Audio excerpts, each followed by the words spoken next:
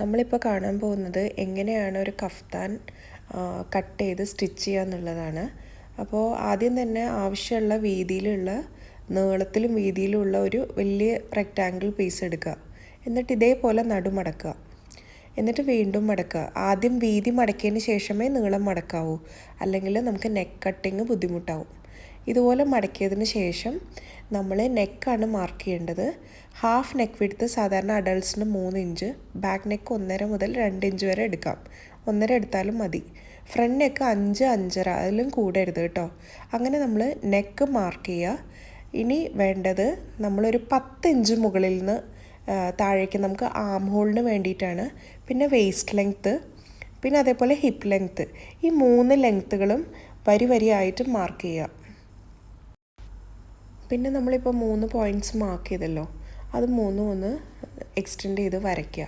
അതിൻ്റെ മുകളിലാണ് നമ്മൾ മാർക്കിങ് ചെയ്യാൻ പോണത്.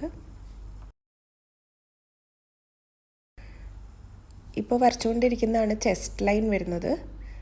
ഇപ്പോൾ നമ്മൾ വേസ്റ്റ് ലൈൻ മാർക്ക് ചെയ്യുകയാണ്. അതിന് തൊട്ട് താഴെ വരുന്ന പോയിൻ്റാണ് ഹിപ്പ് ലൈൻ എന്ന് പറയുന്നത്. അപ്പോൾ ഈ 3 പോയിൻറ്റും എന്തായാലും മാർക്ക് ചെയ്തിരിക്കണം. അതിനുശേഷം നമ്മൾ ഒരു ഫോർമുല ഞാൻ ഇൻട്രൊഡ്യൂസ് ചെയ്യുകയാണ്. 1/4 of chest round plus 3 inch. അപ്പോൾ അത് എത്രയാണെന്ന് നോക്കിയിട്ട് ഈ ലൈനിൽ അത് മാർക്ക് ചെയ്യുക. തൊട്ട് താഴെ 1/4 of waste round plus 3 inch, അത് എത്ര വരും നോക്കിയിട്ട് അതും ആ ലൈനിൽ മാർക്ക് ചെയ്യുക. 1/4 of hip round plus 3 inch, അത് എത്രയാണ് വരുന്നത് നോക്കിയിട്ട് മാർക്ക് ചെയ്ത് കഴിഞ്ഞാൽ നമുക്ക് ഏതാണ്ട് ഇതുപോലത്തെ ഒരു കേർവ് കിട്ടും. ഓക്കെ, ഇനി ഈ കേർവ് നമ്മൾ എന്ത് വേണമെന്ന് വെച്ച് കഴിഞ്ഞാൽ അടിഭാഗത്തുള്ള ലെയറുകളിലേക്കും മാർക്ക് ചെയ്യണം. കാരണം ഇപ്പോൾ ഒരു സൈഡിൽ മാർക്ക് ചെയ്യാനുള്ള കേർവ് മാത്രമേ നമ്മളതിലുള്ളൂ. അപ്പോൾ ഇനി നെക്ക് നമുക്ക് കട്ട് ചെയ്യണം. നെക്ക് കട്ട് ചെയ്യണത് ഇങ്ങനെയാണ്. ആദ്യം നമ്മൾ ബാക്ക് നെക്ക് കട്ട് ചെയ്യുക. ശേഷം ഇത് ഓപ്പൺ ചെയ്യുക. ഓപ്പൺ ചെയ്തിട്ട് വേണം നമ്മൾ ഫ്രണ്ട് നെക്ക് കട്ട് ചെയ്യാൻ വേണ്ടിയിട്ട്. ഇനി നമ്മൾ ഫ്രണ്ട് നെക്ക് കട്ട് ചെയ്യുകയാണ്. അപ്പോൾ അതും കട്ട് ചെയ്യുക.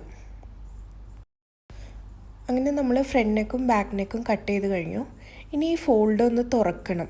എന്തിനാന്ന് വെച്ച് കഴിഞ്ഞാൽ നമ്മൾ ട്രേസ് ചെയ്യാൻ പോവുകയാണ്. അപ്പോൾ ആദ്യം ഒന്ന് ഈ തരത്തിൽ മടക്കിയിട്ട് വേണം ഇടാൻ. ഇട്ടതിന് ശേഷം ഇതെങ്ങനെ ട്രേസ് ചെയ്യണമെന്ന് ഇപ്പോൾ കാണിക്കാം. കാർബൺ പേപ്പറിൻ്റെ ഇങ്കുള്ള ഭാഗം പുറത്തേക്ക് വരുന്ന രീതിയിൽ 2ആയിട്ട് മടക്കുക. എന്നിട്ട് ഈ കഫ്താൻ്റെ 2 ലെയർ എടുത്തിട്ട് ഇതിൻ്റെ ഇടയിലേക്ക് ഇതുപോലെ ചിത്രത്തിൽ കാണുന്ന പോലെ വയ്ക്കുക. എന്നിട്ട് റോളറും കാർബൺ പേപ്പർ യൂസ് ചെയ്തിട്ട് ഇങ്ങനെ അമർത്തുകയാണ് വേണ്ടത്. പക്ഷേ നമ്മളെ കയ്യിലിപ്പോൾ റോളർ കാണുന്നില്ല, അതുകൊണ്ട് ഞാൻ പെന്നാണ് യൂസ് ചെയ്യുന്നത്. പെന്ന് വെച്ചിട്ട് ഇങ്ങനെ ഷാർപ്പായിട്ട് നമ്മളൊന്നിങ്ങനെ അമർത്തി കൊടുത്തു കഴിഞ്ഞിട്ടുണ്ടെങ്കിൽ മറ്റ് ലെയേഴ്സിലേക്ക് ഇത് വരും. കണ്ടോ, ഇതേ മാർക്കിങ് തന്നെ ബാക്കിലേക്കും നമുക്കിപ്പോൾ കിട്ടിക്കഴിഞ്ഞു. ഇനി ഈസിയാണ്. നമുക്ക് 2 സൈഡിലും മാർക്കിംഗ് വന്നിട്ടുള്ള ഭാഗത്ത് സ്റ്റിച്ചിങ് മാത്രമേ ബാക്കിയുള്ളൂ. അപ്പോൾ ഈ 2 സൈഡിലായിട്ട് സ്റ്റിച്ച് ചെയ്യുക. സ്റ്റിച്ച് ചെയ്യുമ്പോൾ ശ്രദ്ധിക്കേണ്ട കാര്യം എന്താണെന്ന് വെച്ചാൽ നമ്മൾ സ്റ്റാർട്ട് ചെയ്യുന്നതും ലോക്ക് ചെയ്തിട്ട് എൻഡ് ചെയ്യുന്നതും ലോക്ക് ചെയ്തിട്ട് വേണം. നമ്മൾ ഈ കഫ്താനിൻ്റെ എഡ്ജ് ഉണ്ടല്ലോ, ചുറ്റുഭാഗം, അത് മടക്കി തയ്ച്ചതിന് ശേഷം നിങ്ങൾക്ക് വേണമെങ്കിൽ ഭംഗി കൂട്ടാൻ ഭംഗിയുള്ള ലേസുകൾ ചുറ്റും വയ്ക്കുക, അല്ലെങ്കിൽ അടിഭാഗത്ത് മാത്രമായിട്ട് ലേസ് വയ്ക്കുക. അങ്ങനെ എങ്ങനെ വേണമെങ്കിലും നിങ്ങൾക്ക് നിങ്ങളുടെ അഭിരുചി അനുസരിച്ച് ചെയ്യാവുന്നതാണ്.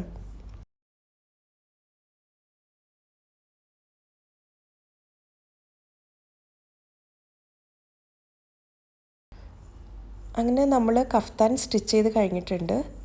ഇതിൻ്റെ സ്റ്റിച്ചിങ് ഇത്രയേ ഉള്ളൂ. ഇനി ലെങ്ത്തുള്ള കഫ്താനാണ് സ്റ്റിച്ച് ചെയ്യുന്നതെങ്കിൽ നമുക്ക് ഒരു 10 ഇഞ്ച് സൈഡിൽ വിട്ടതിന് ശേഷം അതിൻ്റെ എഡ്ജ് താഴെ വരെ തയ്ക്കുക. കഫ്താൻ നൈറ്റി ഒക്കെ ആണെങ്കിൽ, കാരണം അത് താഴെ വരെ ഓപ്പണായി കിടക്കുമല്ലോ അല്ലെങ്കിൽ. അങ്ങനെ 2 സൈഡ് തയ്ക്കുക. എല്ലാവരും ട്രൈ ചെയ്തിട്ട് ഇതിൻ്റെ ഫീഡ്ബാക്ക് അറിയിക്കുക.